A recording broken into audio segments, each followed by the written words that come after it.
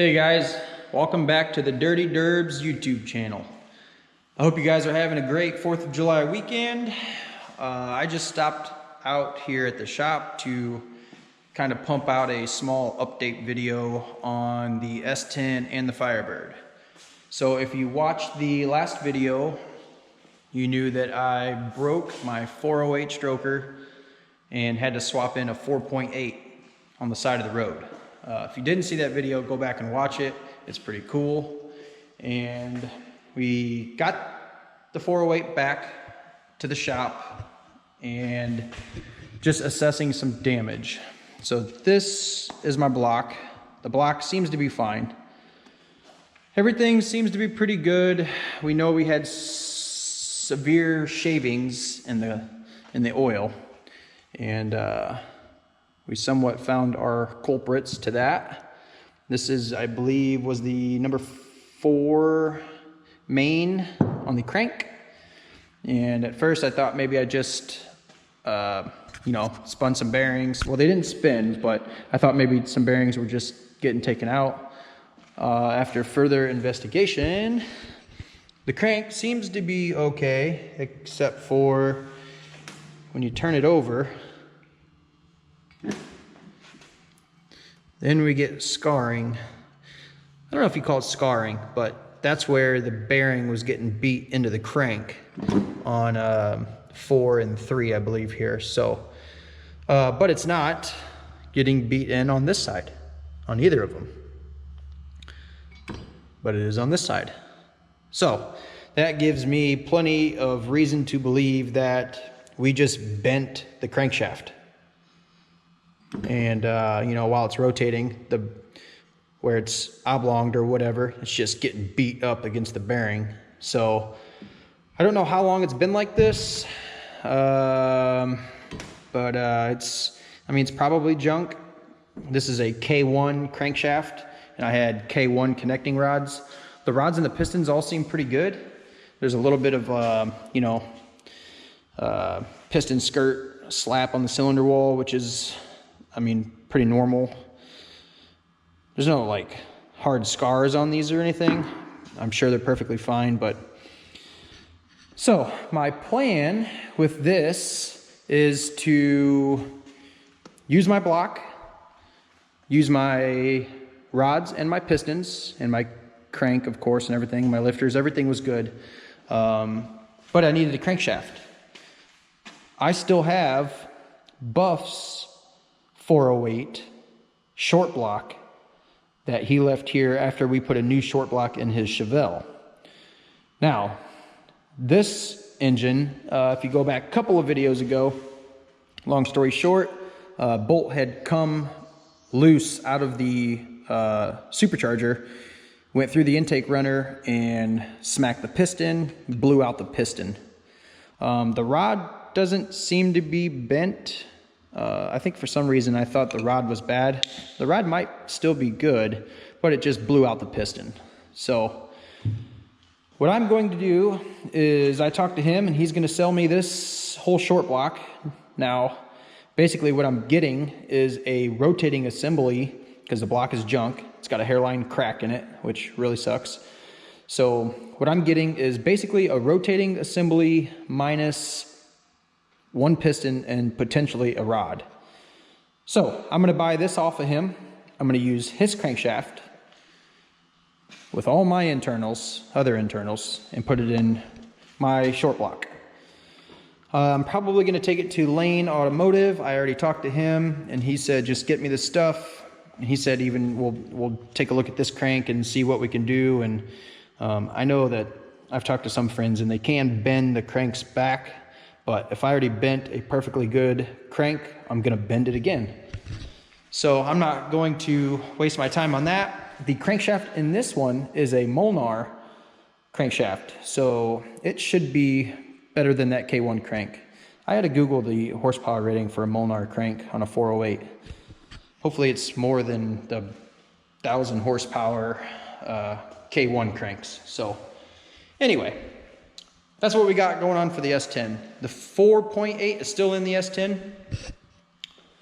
I think I'm going to try to get it to the track and run it a couple more times, see how far we can get a stock 4.8. No cam, no head gaskets, no head bolts or studs. There's a bone stock 4.8 with 340,000 miles, and we put valve springs in it. So we're gonna see how far we can push that. It'd be kind of fun little process to do while the 408 is getting redone. Now, that's the plan for the S10. For the Firebird, I've got a couple different options that I'm stewing. So I buy a lot of parts trucks, Silverados, Tahoes, blah, blah, blah. I pull the motors and the transmissions out. I sell the motors and transmissions. I scrap the rest of the truck, sell anything else that's salvageable. It's kind of like a 50-50 between doing that and like working on big wheel race cars and doing LS swaps, yada, yada. So this is a 2005 LQ4, and I'm thinking about putting this in the Firebird.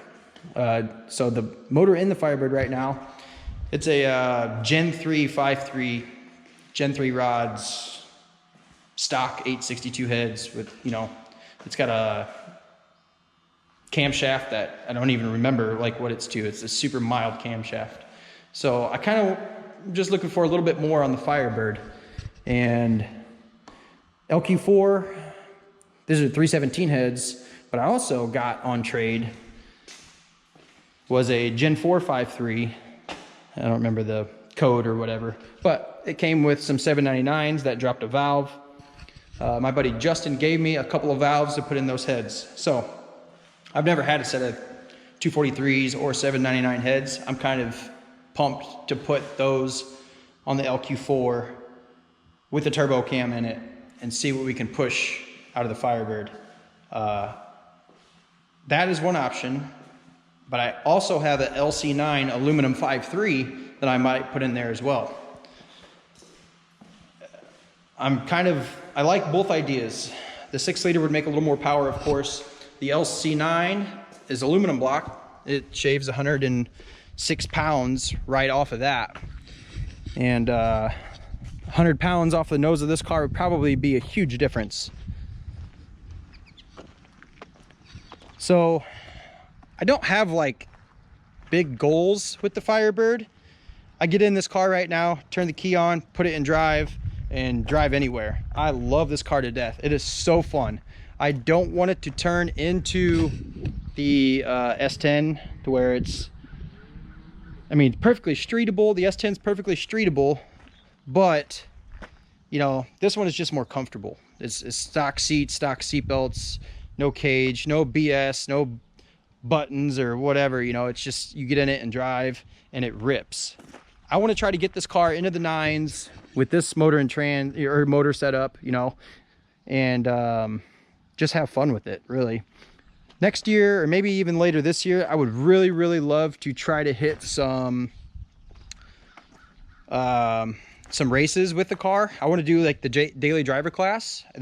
This should fit all of the rules, at least most of them, for a daily driver. It doesn't have exhaust all the way out the back.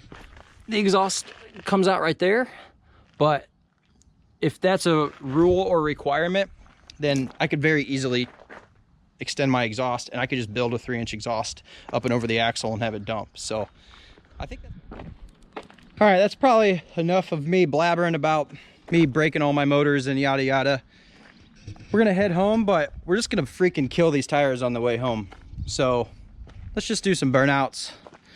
And I forgot, I don't know if you know this, but this car literally has one button right here. It's a 2-step button, and we hit the 2-step and we pull 28 degrees of timing out of this thing, and it is by far way louder than any gunshot that I've ever heard. So we'll do that underneath the bridge.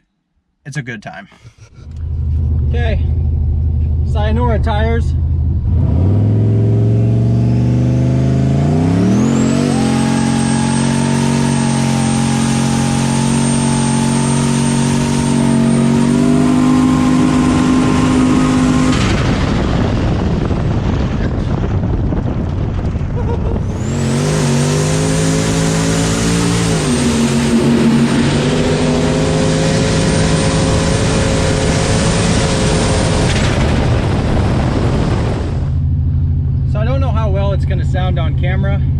probably just blow the freaking speaker out of it.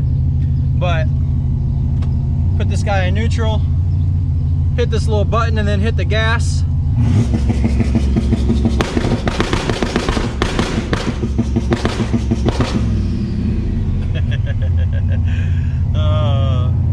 It's louder than any gunshot that I've ever heard. I don't know how well it comes in the camera, but when somebody cuts us off, we don't use our horns, we use that. Hopefully one day it doesn't get us in too much trouble, but it's too fun not to do it.